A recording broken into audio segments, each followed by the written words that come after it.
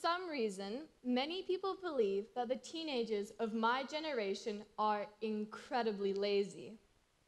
We sit in front of the computer all day, mindlessly updating Facebook or Twitter or Tumblr. We never get out of bed before noon and are constantly asking our parents to drive us everywhere. The number of times I've heard from my own mother, back in my day, we'd have to walk to the grocery store and home, carrying with us all those heavy cartons of milk. And now it seems we don't have to walk anywhere, especially in a big city like LA, where there are so many roads. It's also true that the adolescents in America are given the opportunity to get their driver's license at a much earlier age compared to other parts of the world. And thus, it seems that they forget about alternative forms of transportation. Getting a driver's license is like a rite of passage for growing up, and it eliminates that awkward car ride to the party with your mother.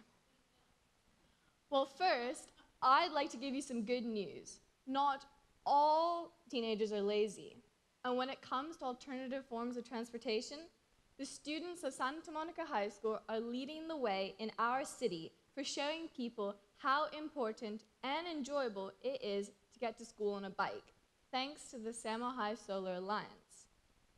The Samohi Solar Alliance, or as we like to refer to ourselves as the SSA, is a student-run organization working to inspire environmental awareness, education, and tangible change at the high school and in the greater community.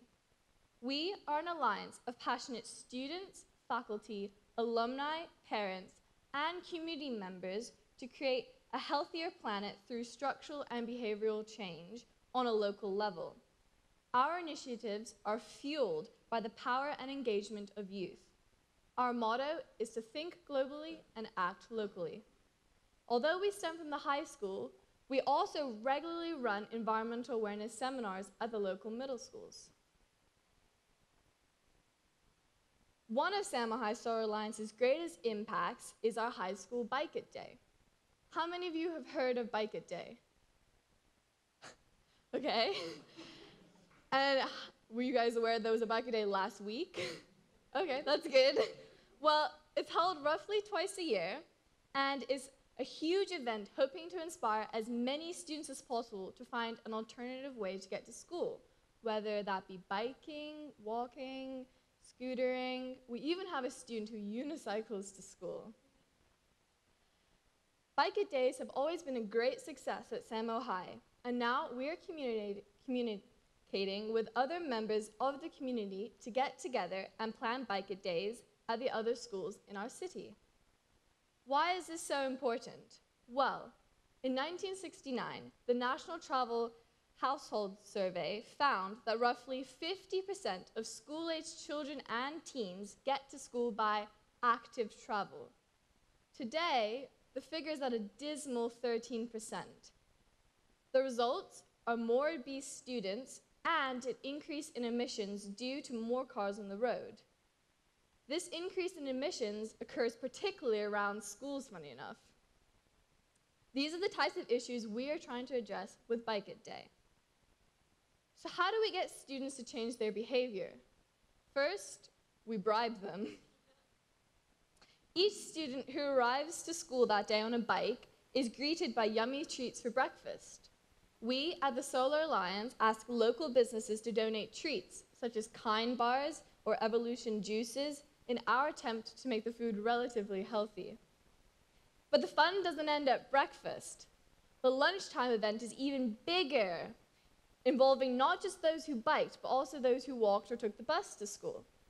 The event includes loud music, free popsicles for all participating students, dancing, and face painting.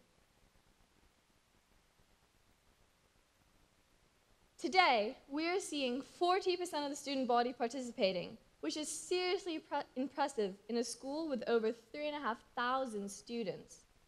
And once these students take part in a Bike It Day, they begin to see how easy it is to incorporate this kind of activity into their everyday lives. Even I, one of those teenagers I referred to earlier, who used to rely on my parents to drive me everywhere, now find myself unexpectedly cycling to school most days of the week. But it hasn't all been easy. Let's look at some of the obstacles we faced in our movement. First of all, our school makes it extremely difficult to file an activities permit, which means just to get this event off the ground involves bureaucracy. And then to find a day that works with Samo's busy schedule can be such a hassle. And since we started advocating to get the elementary and middle schools in our district to join us in this mission, it's also been a really big challenge to get us to all work around the same kind of date. Then there's the issue of wearing helmets. I love the fact that this guy's on a bike, but I hate that he's not wearing a helmet. Teenagers, when we can convince ourselves not to be lazy, still tend to be rebellious. All members of the SSA try to encourage wearing a helmet by doing so ourselves, but due to the sheer number of students at our high school, this is an uphill struggle. And, ironically, given that we live in such balmy conditions here in Santa Monica, we've had a bike a day completely ruined by rain. It seems that most teenagers don't like getting wet. However, we are thrilled that the city of Santa Monica, already one of the most environmentally conscious cities in the nation, has taken it upon itself to build more and more bike lanes. So now it's easier than ever to bike to school. We've also been able to sign up most of the elementary and middle schools in the district to have their own bike days, which means more and more cars are coming off the road. And of course, we'd love to see this movement spread across the country. On a personal level, let me share with you why I decided to join SSA. 4 years ago, I was looking for a club to join as a freshman, and because a couple of my friends decided to join SSA, I did too. For me, it was better to join this random club than to spend my lunches alone. But to be honest, at that point, I didn't really know what SSA's aims were. But after that first bike day, my entire attitude changed. The thrill I experienced as I independently got to school and back without having to rely on my parents was exhilarating.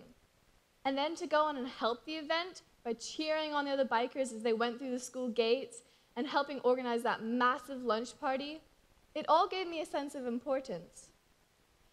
I felt like I was actually making a difference at school and beyond, and I slowly turned into an avid activist and biker.